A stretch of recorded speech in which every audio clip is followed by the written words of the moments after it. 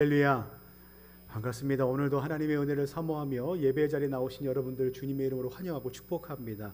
또 함께 댁에서 인터넷으로 또 예배 자리에 참여하신 우리 모든 성도님들 주님의 이름으로 환영하고 축복합니다. 애굽에서 종살이를 하던 이스라엘 백성들은 하나님의 은혜로 드디어 탈출을 하게 됩니다. 그런데 그들을 풀어준 애고방 바로 왕이 가만히 생각해 보니 이건 좀 아니다 싶은 후회하는 마음이 들기 시작했습니다. 그래서 바로 왕은 자신이 가진 군사력을 총동원하여 이스라엘 백성들의 뒤를 추격하기 시작합니다. 해방의 기쁨을 누리던 이스라엘 백성들은 그것도 잠시였고 이전보다 더 무서운 존재로 변해버린 애굽의 군대의 추격을 받게 되는 상황 가운데 놓이게 됩니다. 그런데 그들 앞으로 무엇이 있습니까? 바다가 있습니다. 그리고 뒤로는 애굽 군대가 몰려오고 있습니다. 이제 이스라엘 백성들은 바다와 애굽 군대 둘 사이에 샌드위치처럼 중간에 낀 상태가 되게 됩니다. 말 그대로 이제 앞뒤로도 어찌할 수 없는 진퇴양난의 상황 가운데 처하게 된 것입니다. 그 어디로도 피하거나 도망칠 방법이 없습니다.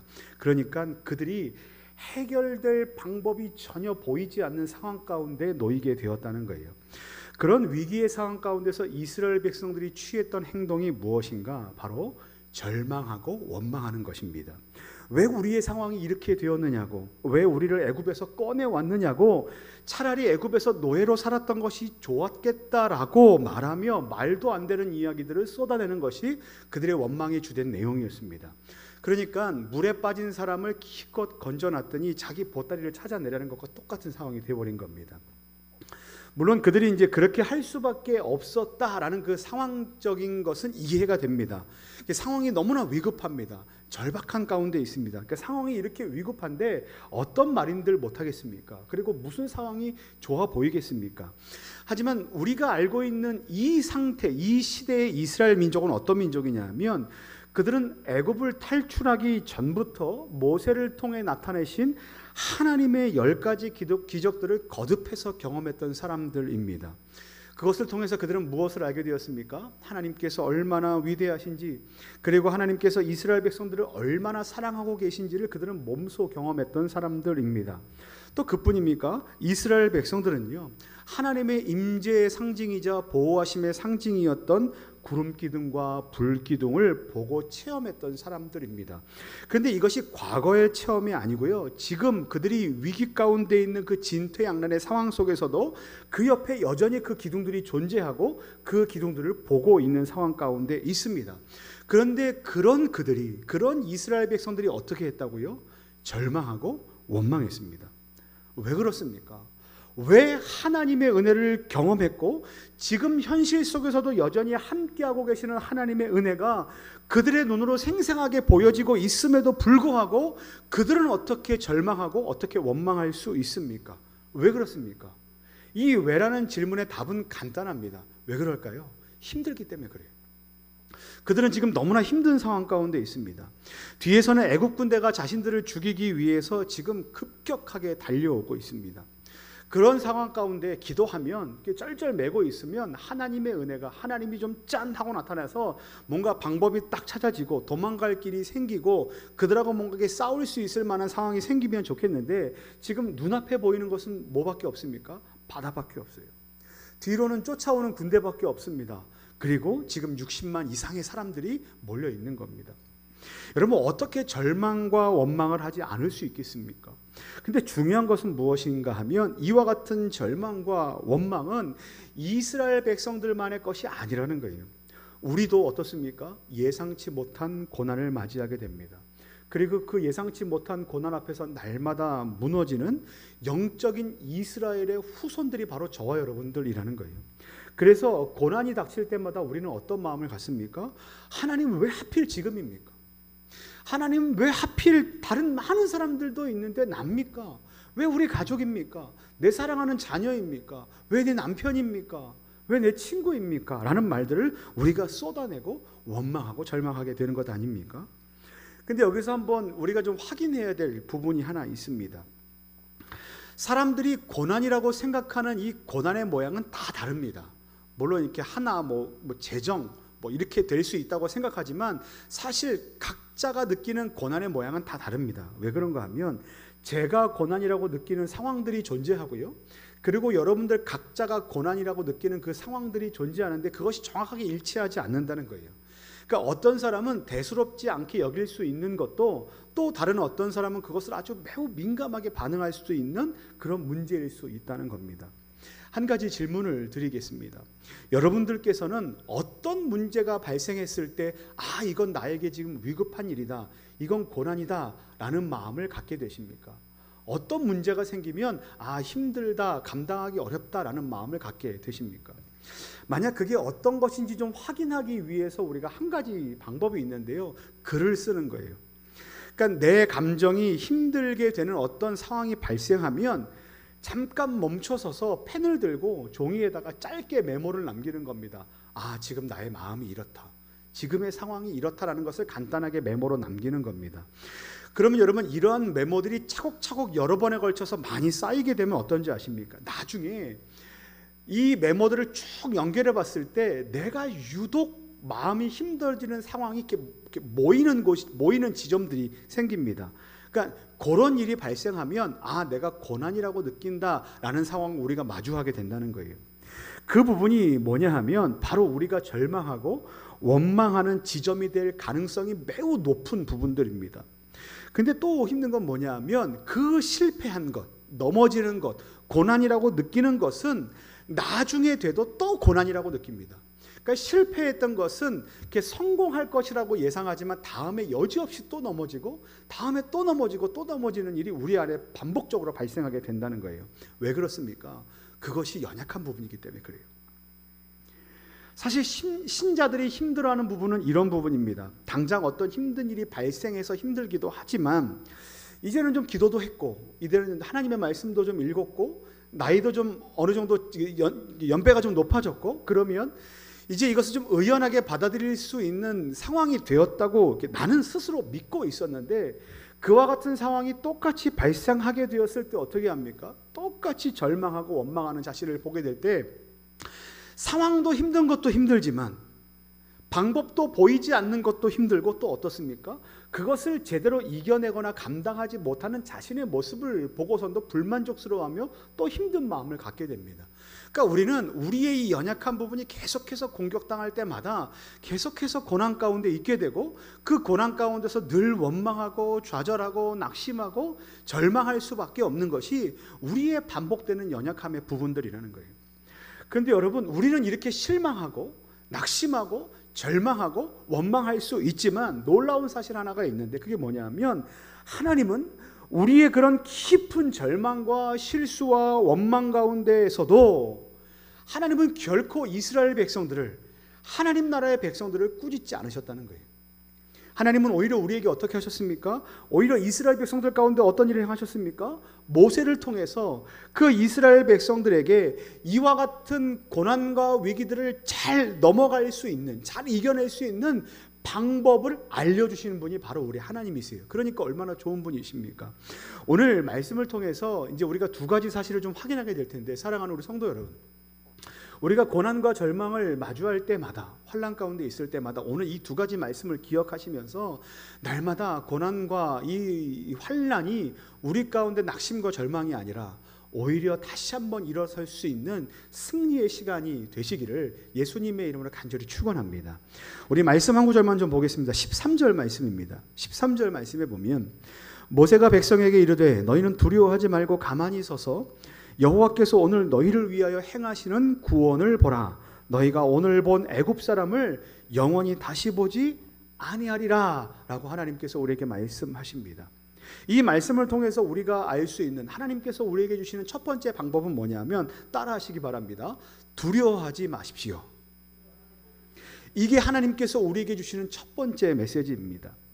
여러분, 지금 앞을 보면 당장이라도 우리를 집어삼킬 것 같은 바다가 놓여 있습니다. 그리고 뒤를 돌아보면 전쟁의 신이라 불릴 만한 최강의 군대, 애굽의 군대가 지금 몰려오고 있습니다. 여러분, 이것이 우리가 가진 고난의 모양입니다. 그리고 그때 우리가 갖게 되는 마음이 무엇인지 아십니까? 두려움입니다. 여러분, 두려움이라는 것은요, 무서워하는 겁니다. 이것 때문에 내가 죽을 것 같다, 이것 때문에 내가 죽을 수도 있겠다, 위험하다라는 생각이 들 만한 상황이 우리 가운데 생긴 상황이 바로 이 두려움의 순간입니다. 또 두려움은요, 고난 속에서 나를 구원해 주는 이가 아무도 없다라는 상황이 생길 때 우리가 느끼는 그 막막함이 바로 두려움입니다. 그러니까 어떤 어려움에 처했을 때 소리를 치는 거예요. 누구 없어요? 아무도 없어요. 좀 도와주세요 라고 아무리 외쳐봐도 돌아오는 대답은 아무것도 없는 그 상황이 바로 우리가 두려워하는 지점이라는 거예요. 이스라엘 백성들이 놓인 상황이 바로 그 지점입니다. 그때 하나님께서 하신 말씀이 뭔지 아십니까? 두려워하지 말라입니다.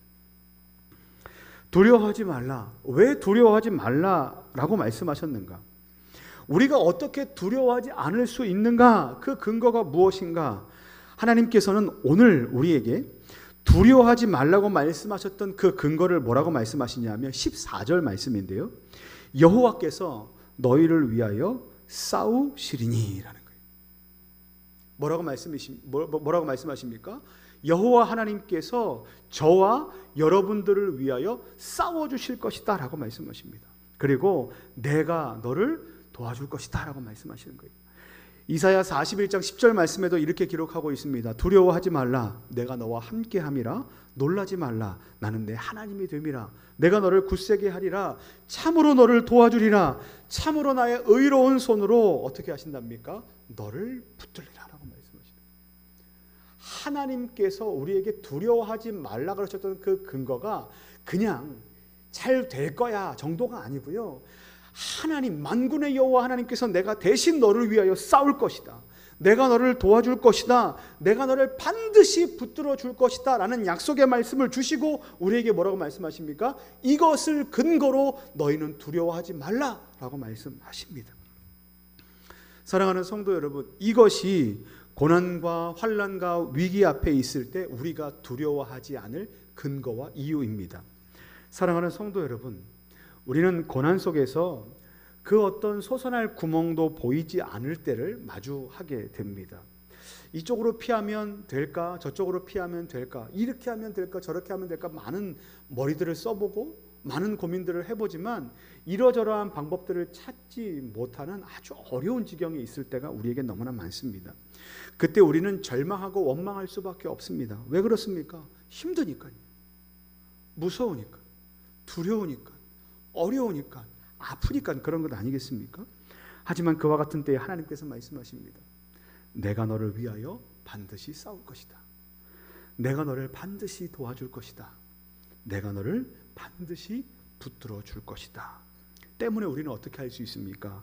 그와 같은 고난 속에서 두려움에 휩싸여 절망과 원망으로 그 시간을 그냥 그렇게 흘려보낼 수 없어요. 오히려 우리를 반드시 도와주실 것이라고 약속하신 하나님을 신뢰함으로 우리는 어떻게 할 수 있습니까? 담대하게 살아갈 수 있습니다. 바라기는 오늘도 두려워할 수밖에 없는 절망과 원망의 상황 속에서도 여전히 저와 여러분들을 도와주실 하나님을 의지하며 담대하게 살아가시는 저와 여러분들 되시기를 예수님의 이름으로 간절히 축원합니다. 이것이 하나님께서 우리에게 주시는 첫 번째 방법입니다. 두 번째 방법 따라하시겠습니다. 가만히 서서 보라. 여러분 한번 이제 상상해 보시기 바랍니다. 앞에 바다가 있습니다. 그리고 벼랑 끝에 서 있습니다. 뒤에 막강한 군대가 위협하며 뒤쫓아오고 있습니다. 실로 엄청난 위기와 역경 가운데 놓여 있는 겁니다. 나 한 사람쯤이라면 좀 어떻게 도망가 보겠지만 지금 옆에는 누가 있습니까? 노 부모님들과 그리고 어린 처자식들이 있습니다. 그러니 이 연약한 사람들을 놔두고 이 남자 한 명이 어떻게 도망칠 수 있겠습니까? 그러니까 어찌할 수 없는 아주 절박한 상황입니다. 가끔 우리가 이런 얘기를 들을 때가 있습니다. 나는 신사참배하지 않았습니다. 어떻게 신사참배할 수 있습니까? 라는 그런 비난들을 들을 때가 있습니다. 그런데 여러분, 제가 좀 고민해봤어요. 생각해봤어요. 제가 만약에 한 100년 전쯤으로 돌아가서 그 상황 가운데 있었으면 나는 목사이기에, 나는 신앙이 있기에 나는 과연 신사참배를 하지 않을 자신이 있는가? 잘 모르겠습니다. 우리는 부족합니다. 연약합니다. 우리는 날마다 넘어질 수밖에 없습니다. 왜 그렇습니까? 우리 안에 연약함과 약점들이 있기 때문이에요. 그래서 우리는 어떻게 할 수밖에 없어요. 늘 기도하고 깨어있고 겸손한 마음을 가질 수밖에 없는 것이 우리의 상황 아닙니까? 근데 그렇게 처자식 때문에 고민할 수밖에 없는 그들 앞에 만약에 누군가가 나와서 그 사람들을 다 세워놓고 감동적인 연설을 한번 한다고 생각해 보십시오. 여러분, 내가 아니면 누가 우리의 가족을 지키겠습니까? 나오십시오. 죽기까지 싸우십시오. 더 열심히 싸우십시오. 최선을 다해 싸우십시오. 그래서 가족들을 끝까지 지켜내십시오. 라는 상황으로 만약에 누군가 연설을 했다고 한번 생각해 보십시오. 얼마나 감동이 있겠습니까? 막 귀에서 막 음악이 웅장하게 들리는 것 같고 막 사람들이 결단해서 내가 싸우겠습니다. 앞으로 막 나오는 일들이 일어나지 않겠습니까?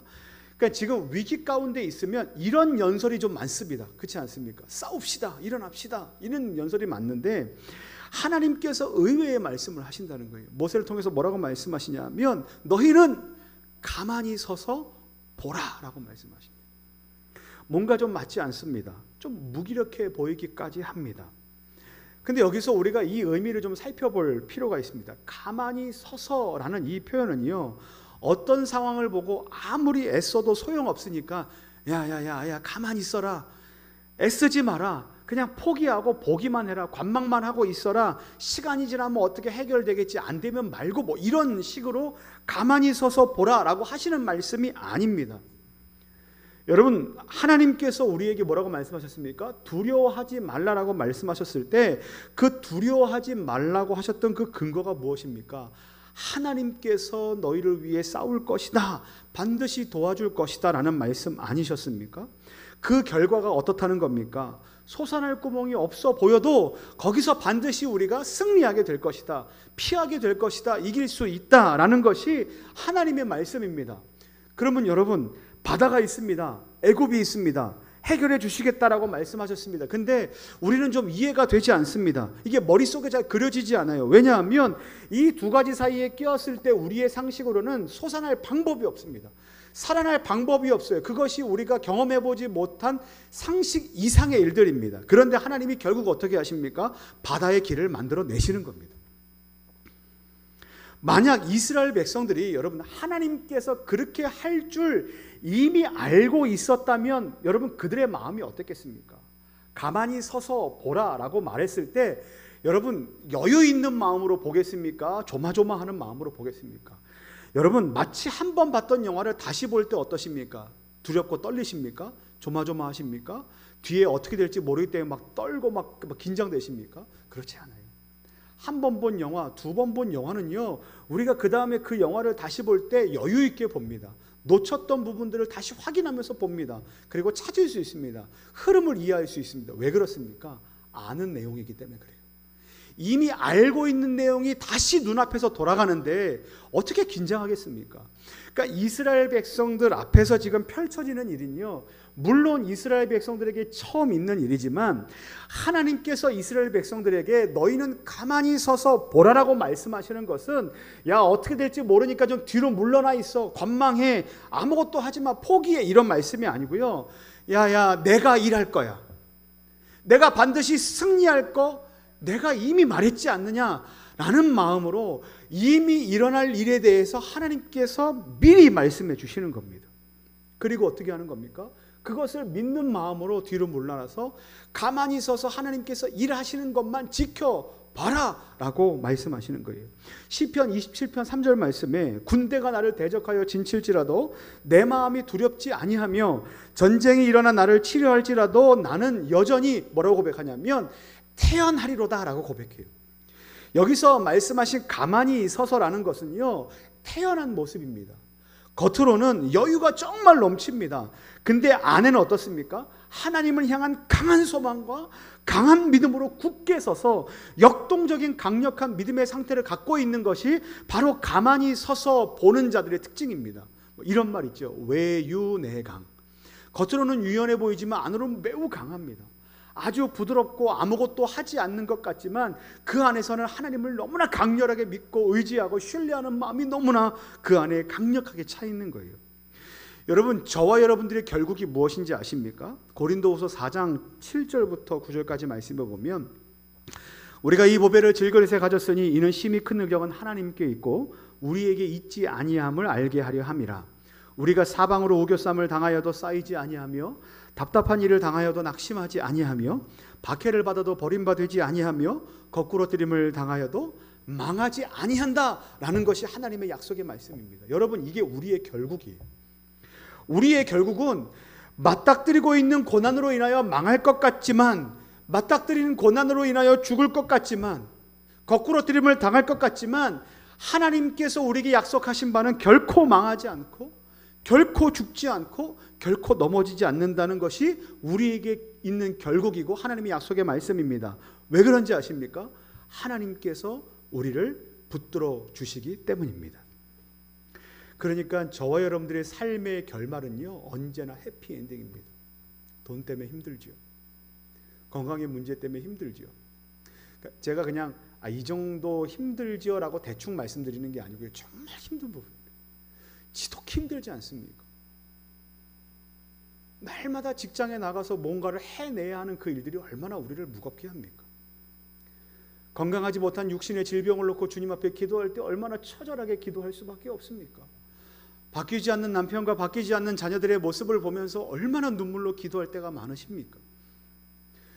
근데 하나님께서 우리에게 말씀하시는 거예요. 우리의 결국은, 신자의 결국은 해피엔딩이다 라고 말입니다. 사랑하는 성도 여러분, 우리가 만난 고난 속에서 우리는 어떻게 합니까? 날마다 안절부절합니다. 과연 이 위기를 우리가 헤쳐나갈 수 있을까라고 말입니다. 그리고 거기서 애쓰고 수고하고 노력합니다. 하지만 여러분, 우리가 할 수 있는, 고난과 위기 가운데 우리가 할 수 있는 최고의 방법은 무엇인지 아십니까?